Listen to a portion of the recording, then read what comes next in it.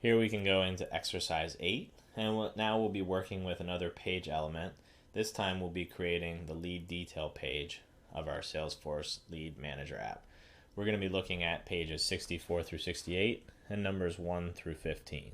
Here we can drag another page element next to the leads page, and we can name it our lead detail. Then click on the new page layout. Can expand the toolbar here so that we can see all of our page components. And if you recall, how do we rename this? We'll come over here to the configuration icon, enter in lead detail, and then click save. But the name still hasn't changed because we need to click on the disk icon. Now we can say that we have the lead detail. So we're going to bring a presentation component in here. In the name, we're going to put in introduction, and then simply enter the word leads. And again, we can make it bold, increase the size, just to make it a little bit more visible to ourselves and to the user. Then we're going to click on Save Component. And then come over here and save. So now what we'll do next is look at the input page component. So the input page component is used by the Flow Builder to collect data or input data from the user within a Boomi Flow created app. And this allows the Flow Builder to select features such as editable and required so that the user can supply values to the app. The list of accepted values are text, numbers, boolean, passwords, and date time. Continuing on with exercise 8, now we'll be working with the page element again, working more to build our lead detail page out now that we've spoken about the input component. Then we're going to cover pages 68 through 81 and numbers 16 through 62. Here we are back on our page layout actually. We're going to take the input component, drag it under the leads presentation component, and we want to put first name in here.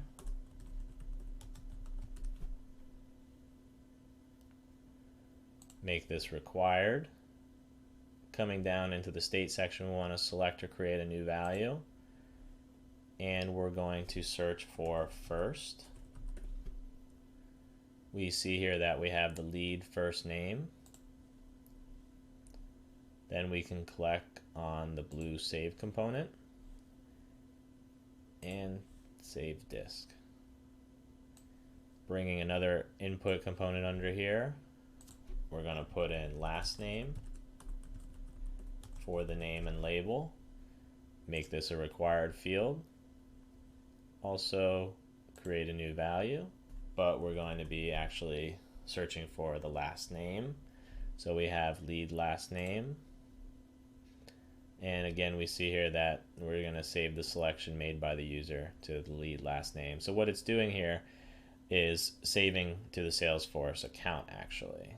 Then we'll put in company, make that required, select or create a new value. We're going to search for company. We have the lead company. We can click on save component. Bring in another input. This time we're going to do email, making it required. Then select or create a new value. We're going to select email from our drop down again, searching for the lead email. Click on save component. We can click the disk to save. It's good to do that periodically. Then we're going to bring our last input in here. This is going to be phone, making that required. Click on select or create a new value. We want to find the lead phone. Make sure that we don't click on mobile phone and just make it phone. Then we want to do save component. We're going to save the page again, and now we have our lead detail page with leads as the presentation portion of it and our input of first name, last name, company, email, and phone. Let's click on the Salesforce Lead Manager. We want to refresh this, and we want to click on lead detail. Then we're going to click on Save Page.